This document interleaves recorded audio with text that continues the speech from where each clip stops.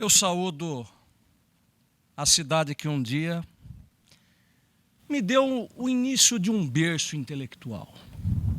Eu morei em Londrina na minha adolescência, que é aquela fase que você não é aquela criança que nada sabia e ainda não é o adulto que gostaria ou que viria a ser. Eu morei em Londrina 1 ano, já há muito tempo, e ao ver essa bandeira aqui estendida, flamulando, ainda que simbolicamente, pela força de uma projeção que é uma conquista contemporânea, foi inevitável não me recordar daquela minha época no Paraná, mesmo antes de aqui chegar, e que perfilávamos e cantávamos o hino nacional nas escolas, numa demonstração de civismo, num primeiro convite de amor à pátria, quando as crianças recebiam os seus primeiros ensinamentos, que a escola era apenas uma extensão de um lar que pretendia passar valores para os seus.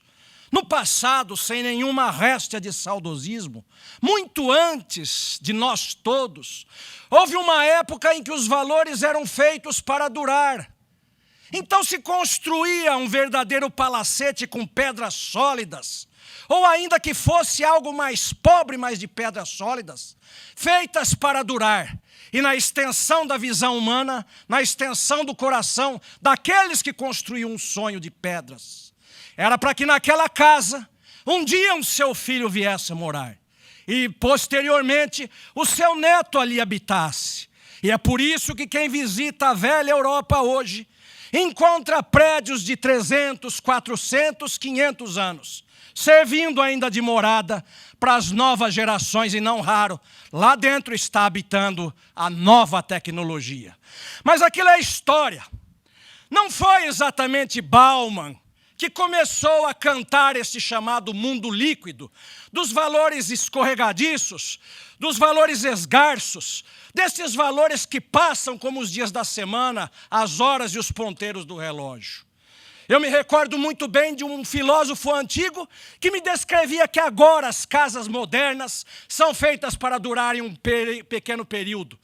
Tal como as casas ideológicas ou políticas. Houve uma época em que os homens se aglutinavam num partido que outra coisa não era do que um assemelhamento, uma semelhança, uma conjunção de ideias. Hoje os partidos políticos de regra são um ajuntamento de conveniências. Mas havia uma época que esta casa duradoura, extensão, como dizíamos, de um conhecimento paterno, materno de família, se projetava e assim continuavam as gerações. E por isso nós estamos aqui. Eu morei em Londrina faz muitos anos e me recordo do colégio Marcelino Champagnat, cujos valores cristãos pregavam e nos ensinavam a receber. Uma época em que a autoridade ainda não estava corroída nem pelas bordas, nem na sua profundidade. Uma época, e eu insisto, não sou saudosista, mas os valores estavam muito claros. Quem era o pai, quem era a mãe, a quem você devia a autoridade, quem era o professor.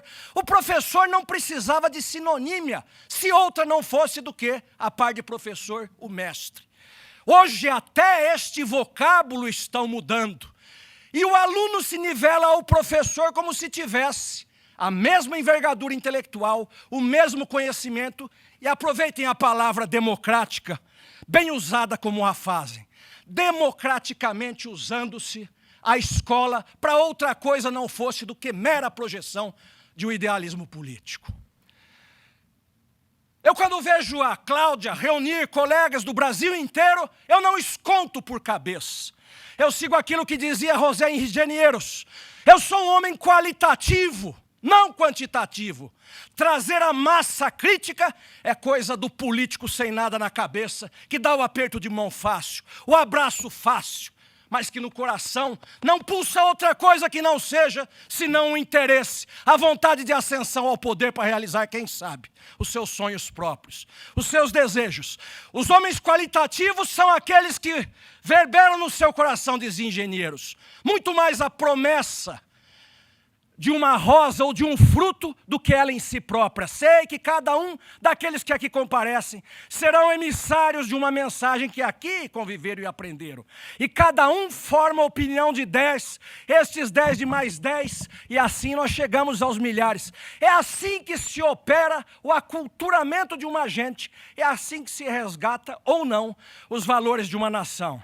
Minha querida Cláudia, agora é com você. É a grande Gabriela de Mistral, poetisa chilena, que dizia: mestre, poderei eu algum dia usar na terra o nome que tu levas?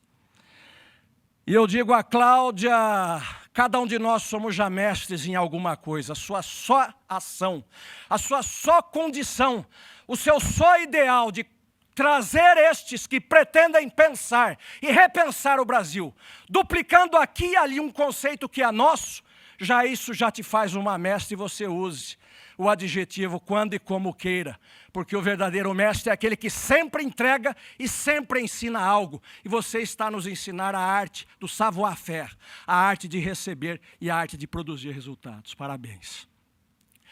Eu saúdo igualmente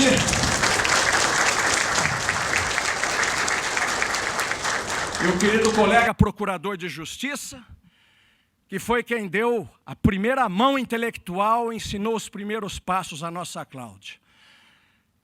E quando a Cláudia me convidou para vir a Londrina, eu não perguntei exatamente do que se tratava, eu já aceitei de pronto. Emprestei o apoio da nossa Escola de Altos Estudos em Ciências Criminais, absolutamente sabendo que a Cláudia tem um cheque moral das nossas ideações. Ela sabe como usar, sabe no que usar e sabe por que usar. E eu dizia de um tempo que já se foi, sem saudosista, que tempo era este? Que os homens tinham ideias, que os homens tinham ideais, que a palavra honra habitava muito mais no coração do que na boca, como hoje em dia. Que o conceito de moral ninguém tinha pejo em dizê-lo, que os políticos bradavam em ética.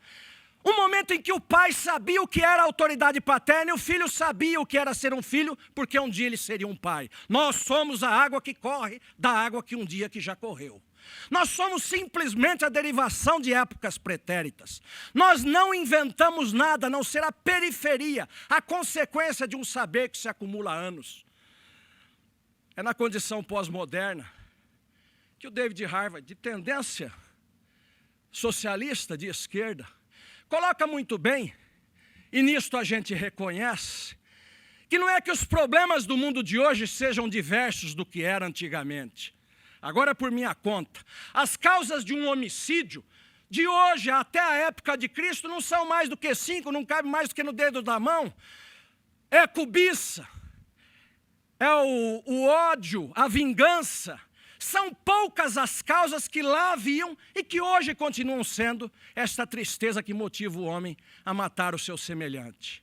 A diferença, coloca muito bem David Harvey com uma imagem.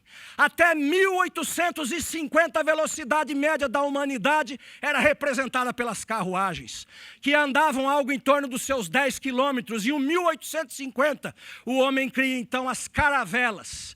A 1500, não 1850, 1500, o homem cria as caravelas e sai de uns 10 a uns 12 quilômetros de velocidade média.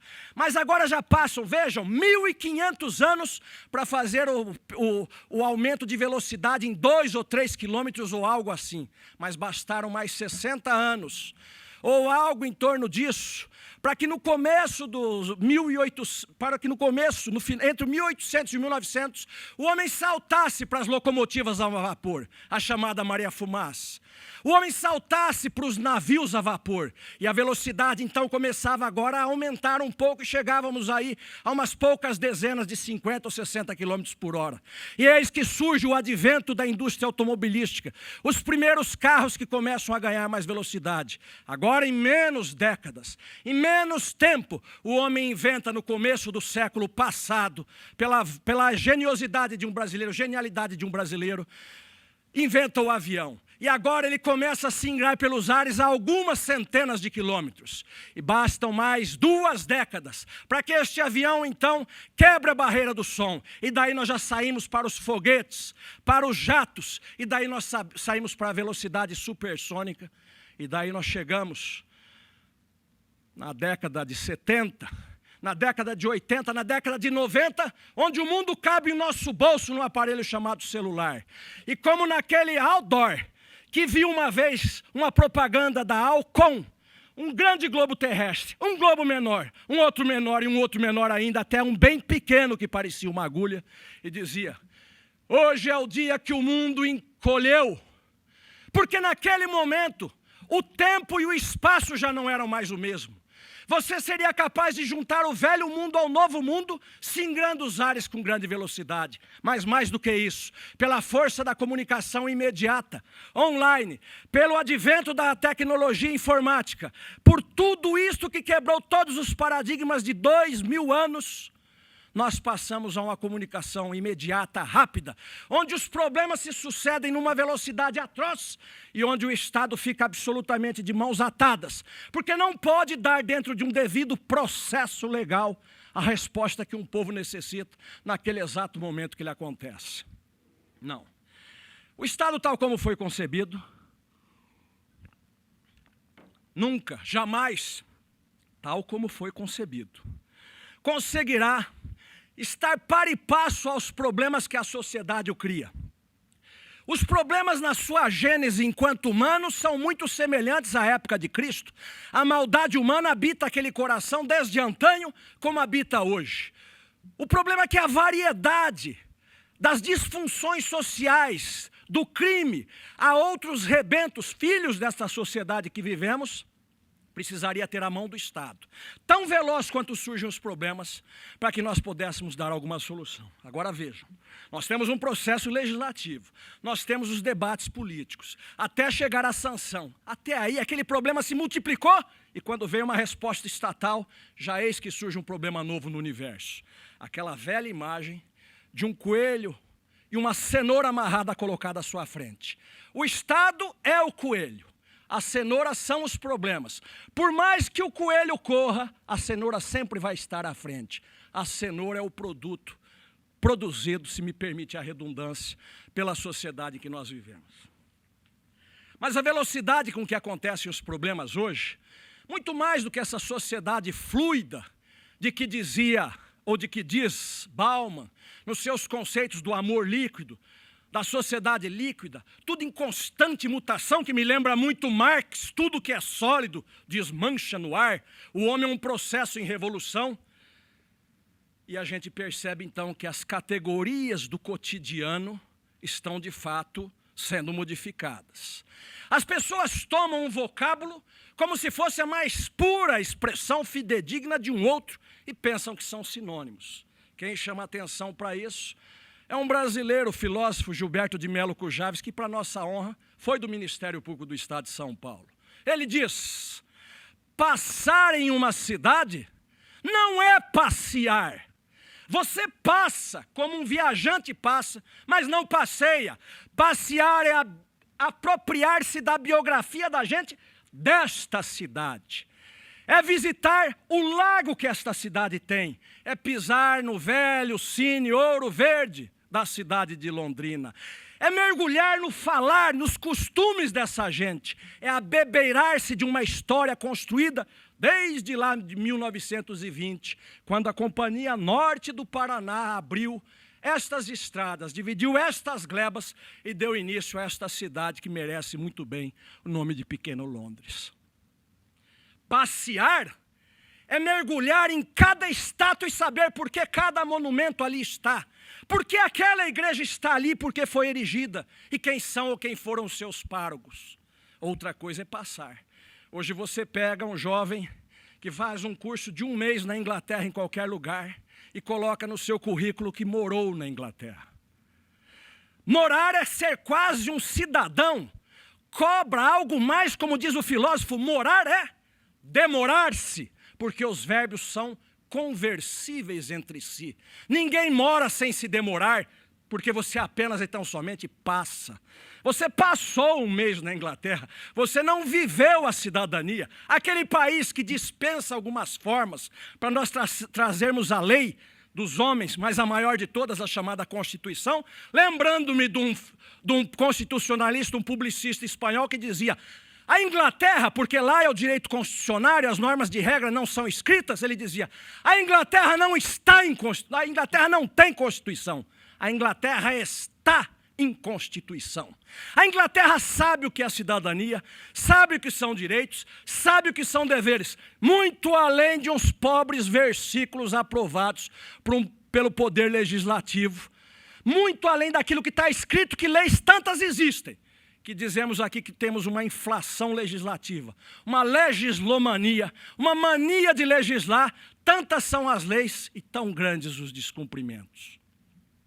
Voltemos às categorias do cotidiano. O mundo mudou, criou-se uma expressão que na minha adolescência, nem na minha primeira juventude, eu tenho várias, não existia ficar, que não é amar, a não ser naquele verbo, naquele poema trazido por Drummond. E o chão se fez cama para o amor urgente. As pessoas ficam, mas não permanecem. Elas passam e ninguém mais se vincula. Não há mais uma história que faça do ser humano a grande família e a pátria a família amplificada. Pobre, frase, démodé, tão démodé quanto a própria palavra francesa. A frase de Rui Barbosa que a pátria seria a família amplificada. De que família nós falamos?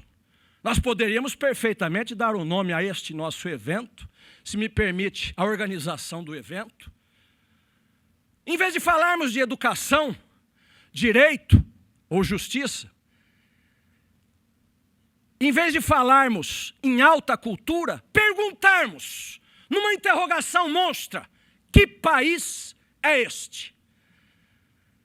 E perguntarmos depois novamente qual o país que queremos e para onde caminharemos, quando a expressão máxima da cidadania já foi engolida pelo tempo em que aqui estamos. Se fala em democracia, mas eu vou depositar o meu voto ou votar na urna em São Paulo com o carro blindado. Que país é este? Que o cidadão, para dizer em quem ele pode ou deve ou não votar, ele vai com um carro blindado para ter a certeza, talvez, uma certeza duvidosa de que o seu voto será exercido. Para não falarmos de números contemporâneos, eu via faz pouco, só no Rio de Janeiro, de 94 ao ano 2000, matou-se mais gente do que toda a guerra do Vietnã dos soldados americanos. Mas isso não nos dói, porque o que dói é aquilo que nos é vendido cotidianamente pelas câmeras. Nós não expomos as nossas mazelas, a não ser para apiedar-nos justamente daqueles que são as causas dessas mazelas. Daqueles que trazem a insegurança, daqueles que trazem o país num estado de retrocesso. Mas retrocesso por quê? Porque não é uma casa moderna, uma arquitetura moderna, a soberba da internet. Não é isso que constrói uma civilização e faz um povo ir adiante e caminhar. É isso que se fala em alta cultura, quando ainda menos gente saibam os altos valores da sua pátria, mais capazes eles são, por qualitativos que são, para formarem opinião e ajudarem o seu povo a caminhar para frente. Por mais democráticos que sejamos, sabemos sempre que a natureza pode ser a grande mãe e muitas vezes a péssima madrasta, que dá muita inteligência para um e pouco para outro, que a democracia mente e diz que todos nasceram com o mesmo nível de inteligência, o que é só uma mentira democrática, que diz que as pessoas têm a mesma condição, a mesma força, o mesmo ímpeto, a mesma estamina para o trabalho. Quando nós sabemos que os meritocratas, aqueles que querem conquistar o pão com o suor do seu rosto, vão atrás, trabalham, seivam com o seu braço a terra e dali faz nascer um pé de feijão de onde vai buscar o seu alimento. Os não meritocratas esperam então que o Estado faça às vezes daquilo que o seu braço, o seu peito e a sua voz não fez. O homem da não ação, o homem de cortiça, o homem de papel, o homem de vento. Se tudo fosse modernismo, se tudo fosse bonito, se tudo que fosse moderno de fato funcionasse, para trazermos ao nível do cotidiano que a gente vê, a primeira coisa que eu faria seria abolir nesses aeroportos aquela máquina de ar para enxugar as mãos. Eu nunca terminei de enxugar a mão com uma máquina daquela sem passar a mão no papel que estava do lado. Ou na própria roupa, quando faltasse papel. Inventaram uma coisa que não funciona e está no mundo inteiro. E todo mundo fica maravilhado. Põe a mão lá dentro, com a pretensão da mão sair seca, e a mão não sai, você põe no bolso, põe lá outra vez, com medo de tomar choque. Você sempre pensa naquele fenômeno da água, com o elétrico, a possibilidade do choque. Então eu acho que falta vento, talvez tenha sido porque a minha simpatia brasileira, ao pretender estocar vento, vocês não deixaram. Porque esse é um país que isto precisa ser dito, que as pessoas batem continência moral àquele que ocupa um cargo mais alto, como se mais alto da sapiência, da sabedoria ele estivesse. E às vezes é só um conclave político que o colocou ali. Nós batemos a continência para o pós-doutor, antes do doutor, para o doutor, antes do mestre. E os mesmos acadêmicos que reclamam que ensinam, há muitos, que todos são absolutamente iguais. Vamos abolir os títulos que nós temos, menos o meu. Me dê a preferência de doutor. Se é mestre, me dê a preferência de mestre. Aquela história de um discurso para os demais e para si se reservando certas regalias ou certos privilégios. Ou não conhecemos este país? País da cultura, do Ministério da Cultura, que talvez devêssemos tirar este NI que está demais e perguntar deste mistério da cultura, que tanto dinheiro foi gasto nos últimos anos com projetos que, em vez de levantarem os valores da família brasileira, a destruíram. Quando falo em família, falo em valores e o faço convictamente, porque o que é uma família, se não a solidez dos seus valores? E quanto projeto, com o meu, com o seu dinheiro, com todos, que esvaiu-se no ralo, com investigações depois que foram feitas e que, como muito costuma acontecer, também não deram em nada.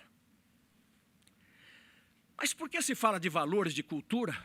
E qual a reverberação no cotidiano de um país que hoje, não bastasse os desafios que aqui tem, assiste um bombardeio midiático, perdido lá no interior de Minas, tomando seu café com pão de queijo, perdido lá no interior do Nordeste, enquanto toma um aguardente ou faz um tiragosto com o peixe do dia, e ouve a realidade mundial que ele nunca sonhou existir.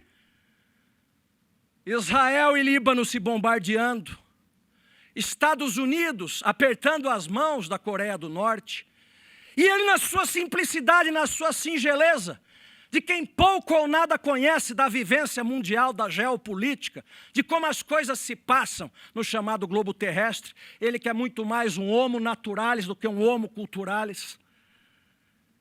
Chega a ele uma realidade pela tela que ele não é capaz de decodificar. E ele vai aprendendo, comentando, desaprendendo, desinformando-se, e o Brasil vai virando aquilo que a gente chama de uma grande paçoca nacional da cultura e do dia a dia. Inventou-se faz poucos anos uma teoria barata de dizer: vamos dar acesso à educação a todo mundo. Que educação foi dado acesso? Que tipo de educação foi dado acesso? Diplomamos não sei quantos milhares de pessoas. Eu trocaria o título do diploma, com todo respeito aos que foram enganados, e colocaria: diploma de engabelado. Diploma de frustrado. Doravante, meu companheiro, você vai colocar este diploma de advogado para dirigir o seu táxi com uma dignidade. Mas o que lhe valeram aqueles 5 anos de faculdade, se nada daquilo cai no dia a dia de conduzir um veículo? Diploma de frustrado, porque você se forma e tem a expectativa de que o trabalho esteja aguardando. E você perde 5 anos da sua vida. Mas você aprendeu o quê? Aprendeu alguma coisa? A que nível? De que forma? A Europa não se preocupa tanto com os títulos assim. Ela se preocupa que o homem tenha uma razão de existir, porque enquanto o homem não tiver a dignidade de lavrar o solo com o suor do seu rosto, plantar ali uma semente e construir uma existência, tudo que vier depois está valendo menos. É verdade. Alguns países europeus caíram na sedução do discurso do chamado estado do bem-estar social. E hoje estão pagando caro pelo que inventaram, pelo que aproveitaram.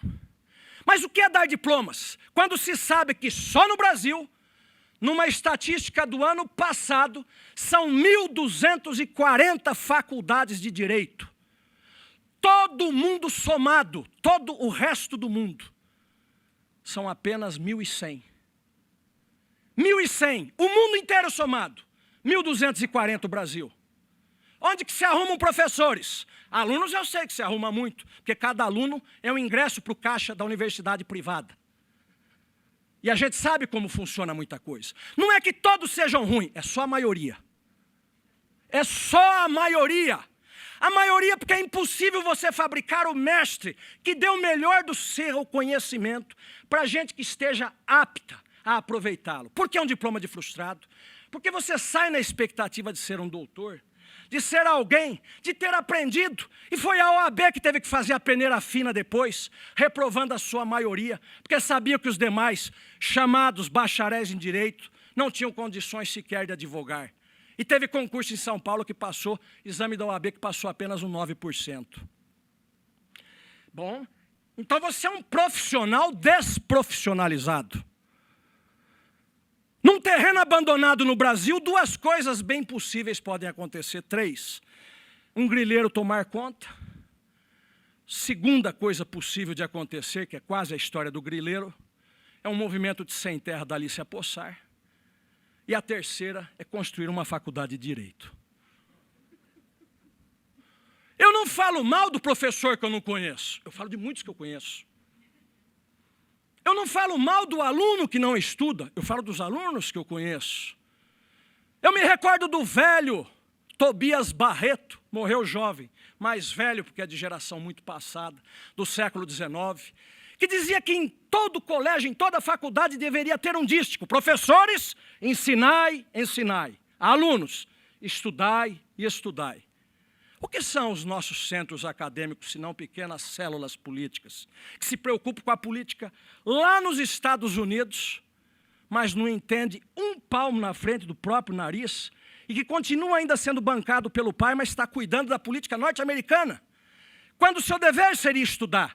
Constrói-se uma nação assim, querendo ser, antes da hora, algo que você não é, querendo ser mestre, líder, quando você nada mais é do que alguém que está numa panelinha de pressão política e pensa ser capaz de transformar com a força brilhante da sua inteligência ideal todas as raízes secretas e as hélices do mundo.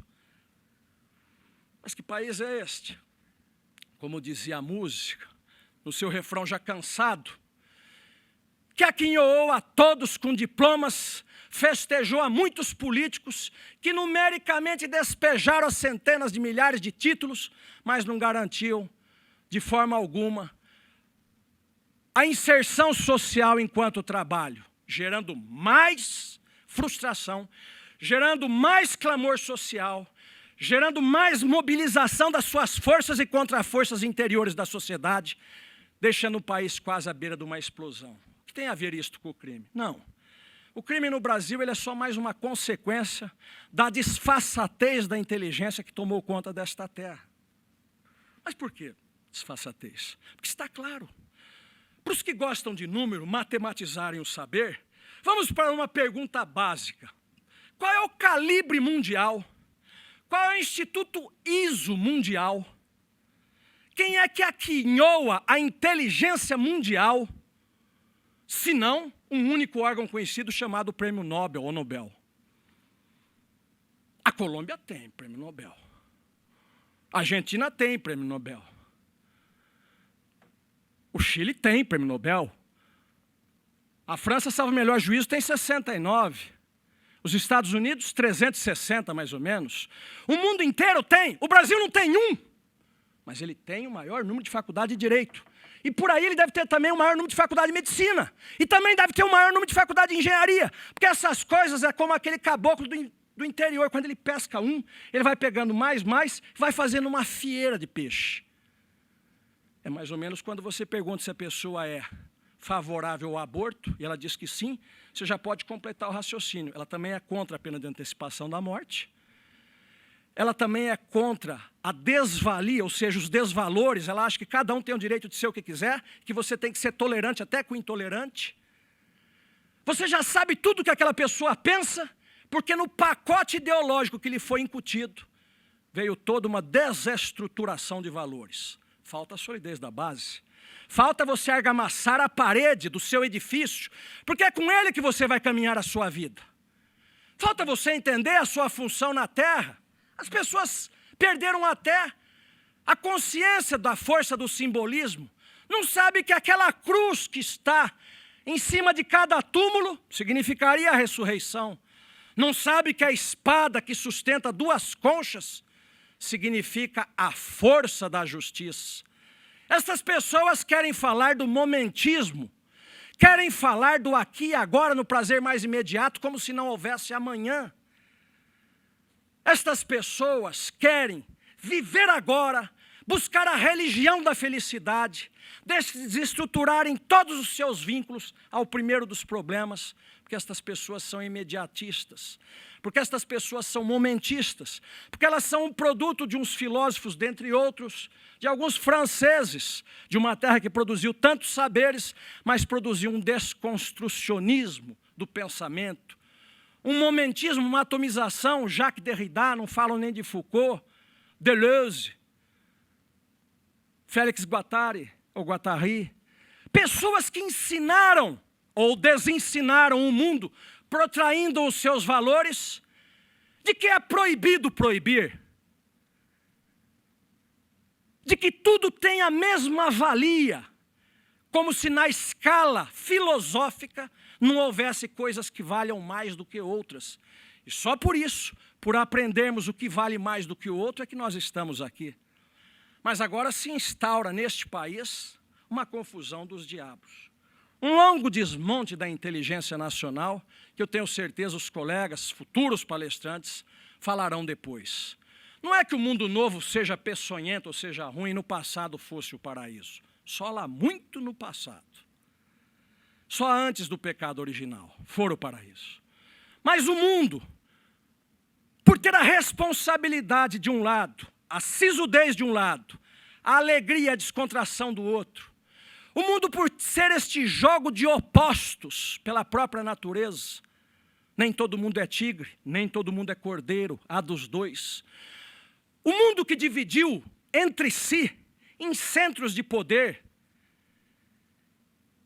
em pedaços terrestres que nós chamamos de países, em idiomas diversos. Este mundo que faz com que o homem, sob diversos rótulos, outra coisa não queira, senão a dominação sobre o próximo, porque se nós não quiséssemos a dominação sobre o próximo, poderíamos todos conviver à beira deste rio, mesmo um sendo lobo e outro sendo ovelha. Mas porque pertence à natureza humana, esse digladiar-se pela luta da sobrevivência da espécie humana, nós dividimos este mundo. E eis que chegou um rescaldo deste mundo, apregoado por antigos filósofos franceses pela escola de Frankfurt, um olhar que deitou ao brasileiro, desde as cátedras universitárias, a piedade total justamente com quem teria a culpa, e a absoluta ausência de qualquer pensamento ou piedade com a vítima absolutamente inocente. O réu virou uma vítima da sociedade. A vítima da sociedade, dela não se fala, como diz um criminólogo espanhol, é la gran olvidada del processo penal. Mas na sociedade só existe dois tipos de pessoa, seja do ponto de vista penal, seja do ponto de vista político. Só existe réu e só existe vítima. Ou você é assacado pelos cofres públicos e é, portanto, uma vítima, um aumento dos tributos sem que nada se lhe entregue, e é, portanto, uma vítima da chamada cidadania. Então você é vítima mesmo, na expressão mais cruenta da palavra, de uma bala perdida, ou de um homicídio com bala endereçada, porque houve uma época que você tinha, até se outro caminho não tivesse, você morria sabendo por que morria. Morria porque mexeu com a mulher do outro. Morria porque um desafeto político seu lhe mandou matar e você sabia que era uma dívida política. Morria por dívida mesmo não paga. Morria por vingança. Mas hoje no Brasil você pode morrer só por bala perdida. Além de tudo que havia antes como possibilidade, você pode morrer só pelo fato de existir. O país campeão de homicídio, cujos números nós recitamos de cor. No outro paralelo da balança, um país sem nenhum prêmio Nobel. Um país de um lado da balança do conhecimento com 2.140 faculdades de direito. Do outro lado, um país todo diplomado, sem nenhum conhecimento, que não passou no crivo internacional. De um lado, um país sonhador, dizendo que é brasileiro, não desiste nunca. De outro, a verdadeira face do brasileiro não desiste porque fica esperando cair do Estado. Então ele não desiste. Senão este governo próximo vai dar aquilo que eu preciso. Ou senão o outro mais adiante. Um país que não aprende que na vida só tem dois caminhos. Que a alegria ela vem depois do trabalho. Um país que ensina ao seu povo que nós temos que ter piedade de quem comete o primeiro delito. Diferente daquele ensino que tinha desde sempre, que é de menino, que a gente dá uma torcida no pepino, que é no primeiro delito, que a gente pega como fez a teoria da janela quebrada, como fez Rudolfo Giuliano, que ensina o outro a ter responsabilidade. Nós somos apenas crianças crescidas. Você se lembra de quando você tinha 5 anos de idade, quando a gente fala na terceira pessoa, aquele menino, somos nós. Nós nos lembramos do que as nossas mães ensinaram, do que os nossos pais ensinaram, ainda que não fossem doutores, muitos não o eram, ainda que não fossem grandemente alfabetizados, mas sabiam os valores essenciais da permanência na vida. Nós sabíamos, e até falávamos e frequentávamos os chamados velórios, esta deusa, musa da filosofia que ninguém quer falar, que é a morte. Era um processo de aprendizado da criança, quando tinha que chorar, a dor do perdimento de alguém, que fosse até de uma vizinha, de uma tia velha, de uma avó, assim nós forjávamos um caráter.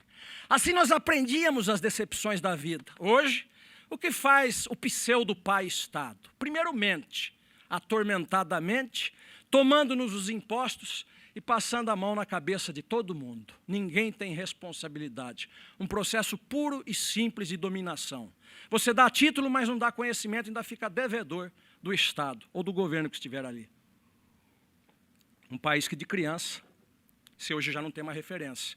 O pai e a mãe, todos nós sabemos, virou um companheiro apenas. Um amiguinho sem autoridade que não impõe os limites que seriam necessários para que esta criança ou este jovem viesse a crescer e ocupar o seu lugar na vida.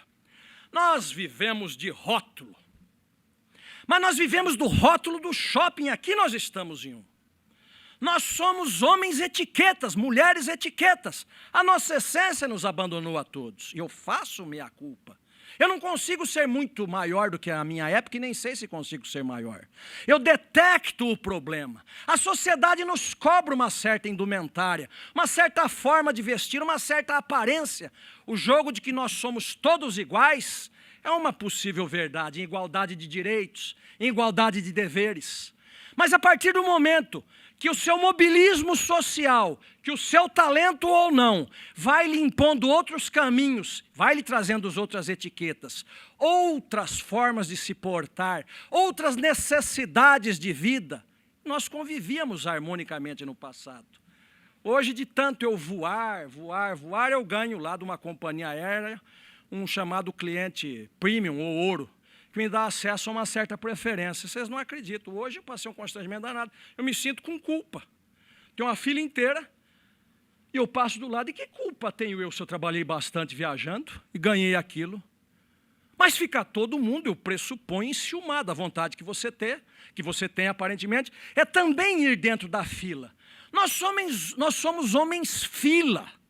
Estão ensinando que tudo é absolutamente igual, inclusive a maldade e a bondade, que no princípio dialético de Hegel seria exatamente a força motriz do progresso. Bem, a grande pergunta que se faz numa reunião como essa, e que os colegas que aqui exporão o dirão, é o que é de fato possível fazer. sem o que não haveria uma outra solução. Como qualquer perspectiva do que se faz, era muito fácil hoje nós apenas compararmos diacronicamente o Brasil de hoje e o Brasil do passado, onde no ginásio se estudava latim, se aprendiam as grandes ciências e muito ginasiano do passado dá um baile em cultura universal em qualquer doutor hoje de diploma de pé de parede. Então, o que importa não é o rótulo, o que importa é o conteúdo. Mas como se não bastasse a humilhação na perspectiva diacrônica, comparando o presente com o passado, nós temos a perspectiva sincrônica, que é comparar o Brasil com todo o restante do mundo. Não é à toa que, uma vez na história, um jovem do Rio de Janeiro, lá dos seus 17 ou 18 anos, ganhou uma competição de jogos de matemática e foi notícia, notícia, notícia. Num país de 200 milhões de brasileiros, um jovenzinho ganhou uma competição, talvez uma medalha no peito. Eu quero um prêmio Nobel, eu quero alguém que opere uma transformação da realidade. Nós queremos que este país cresça na cultura, porque a cultura está a serviço de um povo, dela se protraem os seus valores, dela se ensina como transformar gente em civilização, dela nos retira aquela parcela de animal que está a nossa escondida sob o manto do superego. Dela nos faz gentes melhores, dela nos coloca absolutamente par e passo, em dia, para aproveitar o jargão atual, updated, para competir com o mundo. Hoje não é mais a aldeia nacional, hoje é a aldeia global. Hoje você não compete só com os seus, o grande mercado mundial de saberes e de produção conclama a todos de todas as pátrias para estarem aptos a competir. E o Brasil quem é? Um Brasil onde o filme campeão de audiência, outra coisa não retrata senão a macrocorrupção nacional. E o Brasil quem é? Um país que meteu na cadeia um ex-presidente da República, que deveria ser o homem exemplo, porque veio de baixo e galgou o posto mais alto e foi para trás das grades, onde são colocados bandidos e marginais, e não aprende porque é irressocializável.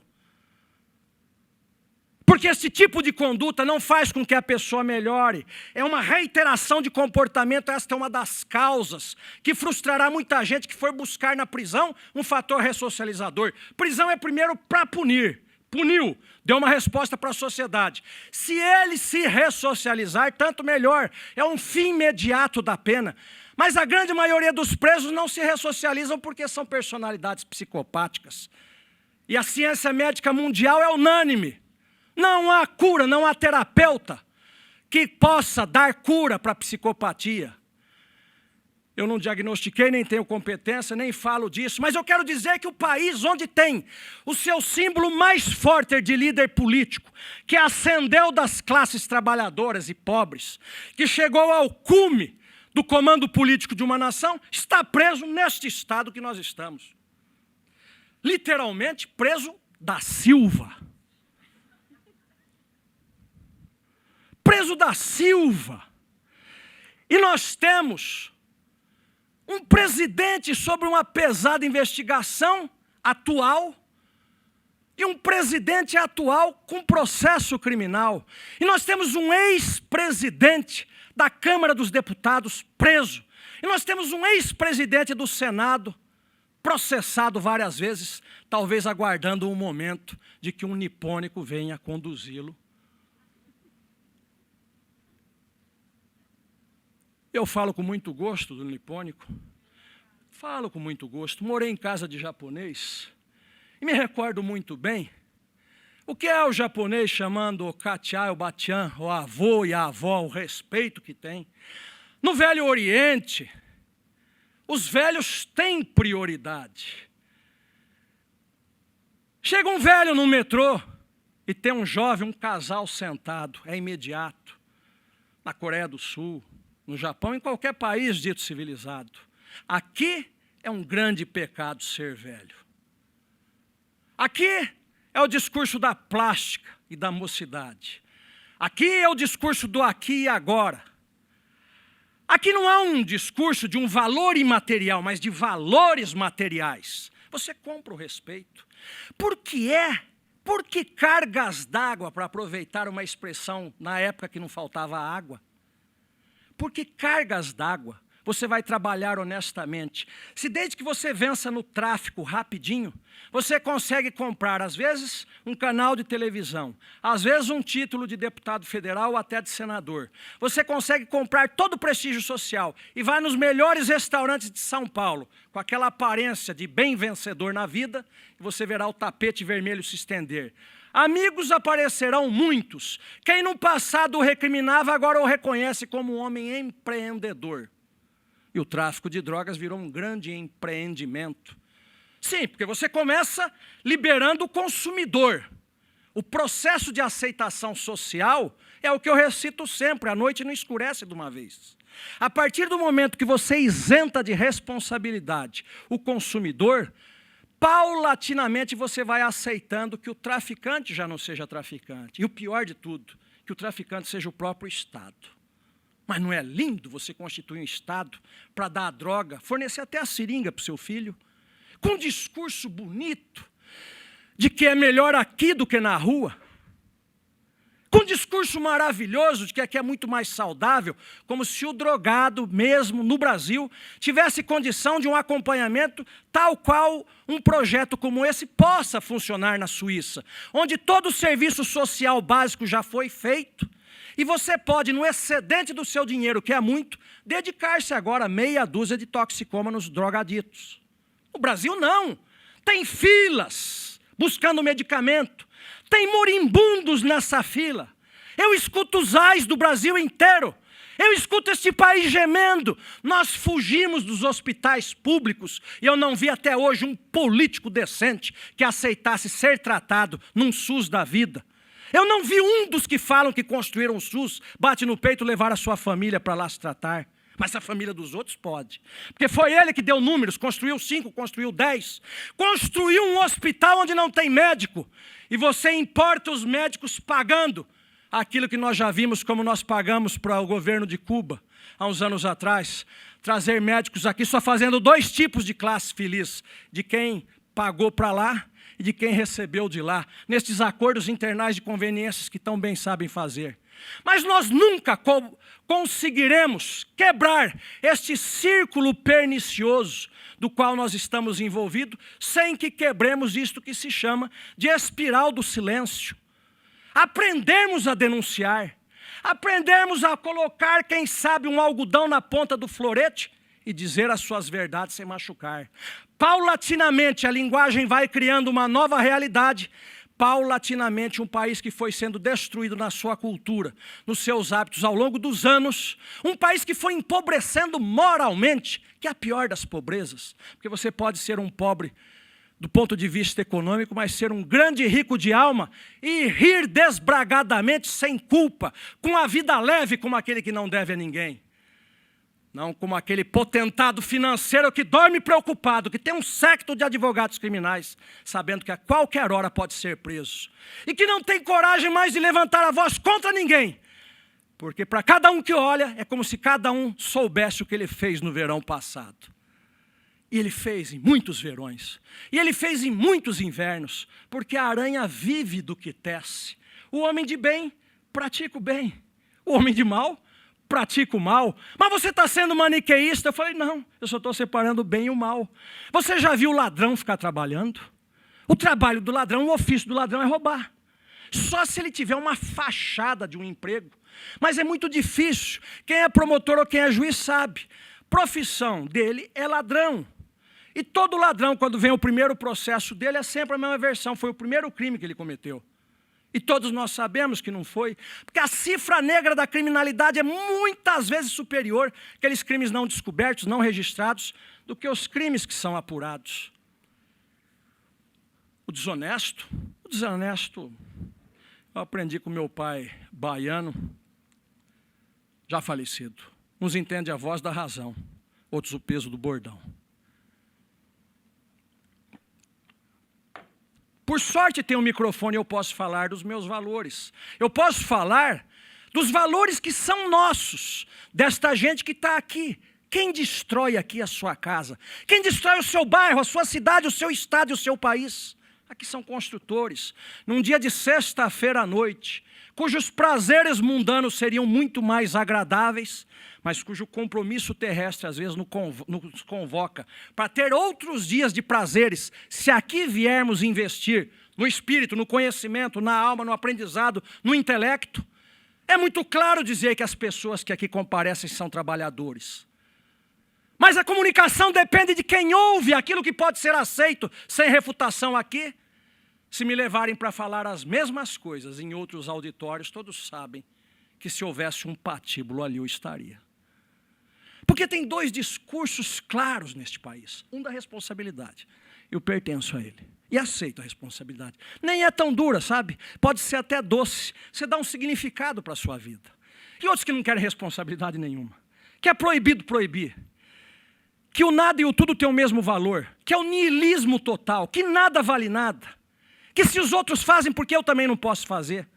Isto não tem nada de civismo, nada tem de democracia, conquanto você possa votar, sabe-se lá como, naqueles candidatos que nos são impostos. Porque quando se diz que a democracia é a possibilidade de igualdade para todos, nós sabemos muito bem que para você viabilizar uma candidatura política nesse país, você não viabiliza com boas intenções, com os melhores discursos, nem com os melhores exemplos. Muitas vezes, talvez a maciça maioria das vezes, é justamente tudo ao contrário. E só um pequeno grupo ali chega para que nós depois, a grande massa crítica do país, venhamos a sofrer com aqueles mesmos que lá nós colocamos. Eu tinha tomado duas notas no papel, do qual nada do que eu escrevi ali, e aquilo de que dizia o Manuel de Barros. Dos 80% de que falei, talvez eu me apegasse nos 20% de que eu me esqueci. A verdade é que, como dizia a Dilthey, com o método, se passa o mesmo que com a faca. Tem que saber se corta. A metodologia hoje do Brasil está claro. Você não precisa ter méritos, você precisa saber como encurtar caminhos. Você precisa saber escolher os seus parceiros, não de valores, mas aqueles que vão lhe facilitar o acesso às conveniências sociais. E é óbvio, você vai ter que criar o seu filho assim. É claro, o seu filho, que já é produto deste pai, que já é deteriorado daquele pai, vai criar uma prole cada vez mais deteriorada. Dá para imaginar onde nós podemos chegar se não houver um certo retrocesso? Na vida é assim, depois do dia vem a noite. Depois do inverno vem um verão, ainda que passe algum tempo. Depois da segunda vem a terça. Quando você está no apogeu, chega no último topo da montanha, tudo depois terá que ser perigeu. O chinês diz, chegou no alto da montanha, todo passa para baixo. Nós chegamos a esgarçar todos os valores do permissivismo, do relativismo moral. Nós esgarçamos todos eles. O que está acontecendo com o Brasil de hoje? Era um Brasil domesticado por uma ideologia toda chamada de esquerda, de gauche. Hoje o Brasil está se acordando e está indo para o outro lado com riscos, hein? Bem verdade que se diga, com riscos. Tudo que um excentrismo político podia fazer de um lado, pode fazer hoje do outro lado. A nossa arma é a palavra. Claro, convocados pela pátria, que neste momento não seria uma mãe gentil, todos nós somos capazes de abandonar a palavra por um rifle ou por um fuzil, para defender essa terra. Mas o norte-americano vai convocado e tem orgulho da sua bandeira. E eu pergunto, e este país, num momento belicoso, num momento de guerra? Alguém se apresenta? Alguém chamado pela bandeira nacional diria que iria defender as cores dessa terra, como fizeram os pracinhas na Segunda Guerra Mundial? Quem se apresenta? Alguém se apresenta? O Brasil de hoje é um Brasil que não tem voluntários cidadãos.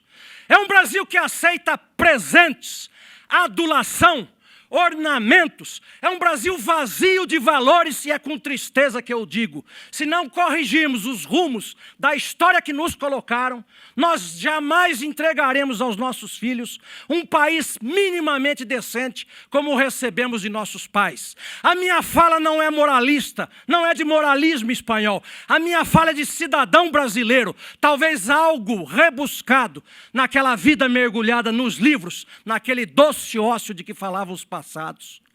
para tentar trazer algum valor para o presente e talvez para o futuro. O desafio está lançado talvez em Londrina. Como uma pequena semente aqui jogada, cada um levará à medida da sua força algo para contribuir para uma formatação ou para uma reforma de opinião. Cada um daqui levará um ensinamento que seja mínimo, mas que será o produto de um intelecto, de um pensamento já revigorado e maduro. Aqui não há aprendizes, ninguém aqui dá a sua primeira denúncia, ninguém aqui faz o seu primeiro artigo de jornal, ninguém aqui dá o seu primeiro passo de vida. São homens e mulheres que construíram famílias. Aquilo que no passado era uma redução da pátria, aquilo que no passado a pátria era o sinônimo de uma família. Hoje vivemos entre Caim e Abel. É isso.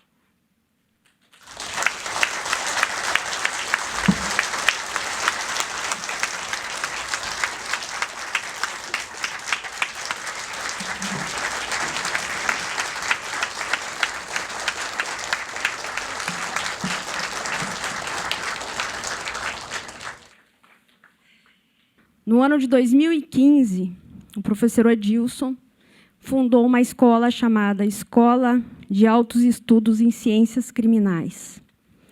Essa escola congrega promotores de justiça do Brasil inteiro. E agora, os magistrados também, a partir deste ano, já frequentam a escola. E, dentro dessa escola, o que se tenta é resgatar o Ministério Público. O Ministério Público, infelizmente, tem esquecido da vítima. Na década de 90, o professor Edilson escreveu uma obra que eu sempre falo para ele que é a minha favorita dentre as que ele já escreveu e que, felizmente, este ano ele vai relançar, que é o Direito Penal da Sociedade. E essa escola ela tem esse objetivo, de nós voltarmos os nossos olhos para a sociedade e para a vítima. Professor Edilson, eu não vou ser incapaz de agradecê-lo suficientemente por todo o apoio que o senhor tem nos dado para que esse evento pudesse acontecer. Eu tenho aqui um presente que eu trouxe para o senhor. Não está nem embalado, porque eu sou meio desorganizada com isso. Eu sei que o senhor já tem, que já deve ter lido, mas esse aqui é o livro do professor Olavo de Carvalho, Tudo o que você precisa saber para não ser um idiota. Eu tenho lutado muito por isso. Ele está autografado. O professor Olavo autografou para o senhor na última vez que eu estive com ele. Muito honradamente recebo. Está aqui.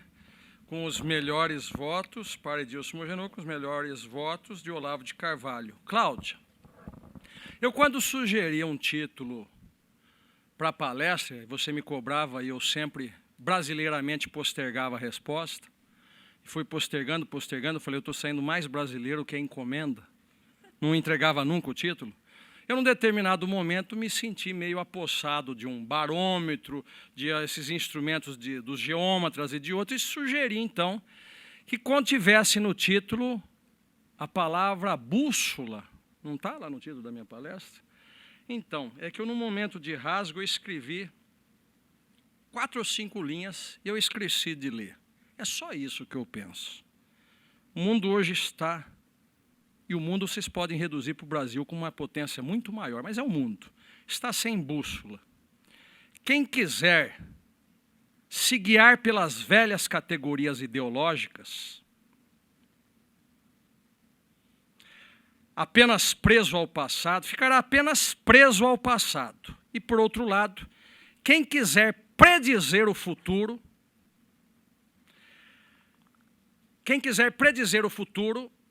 vai estar apenas especulando com a curiosidade alheia.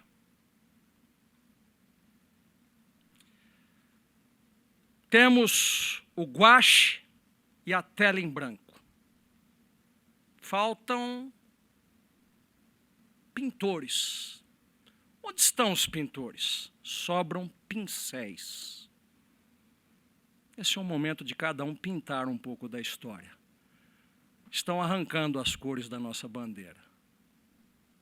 Os nossos filhos talvez não vivam mais aqui no futuro. Ou nós reagimos enquanto é tempo, ou haverá uma lembrança daquela bandeira do verde, do amarelo, do azul e branco. No país que não tinha prêmio Nobel, restava o futebol, restava o circo para o povo. Nem no circo o povo acredita mais. A Copa, o futebol, este federador, ele reúne amigos, ele reúne famílias. Não é expressão da alta cultura, mas ele propaga o esporte, propaga o bem. Até isso, o brasileiro já não acredita mais.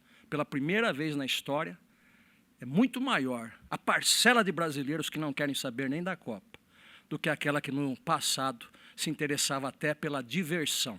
Nós estamos sem bússola. Nós não sabemos para onde vamos e não iremos jamais para caminho algum se estes pintores que estão aqui, cada qual com o guache, com o seu pincel, não começar a construir essa história. Eu serei sempre um federador. Conclamarei sempre os que acreditam como a gente que é possível arrumar. A despeito do que dizem os astrólogos, sim, que o astro está aqui ou está lá, que não teria salvação para o universo. Se morrermos parado, o balaço é mais certeiro. É isso.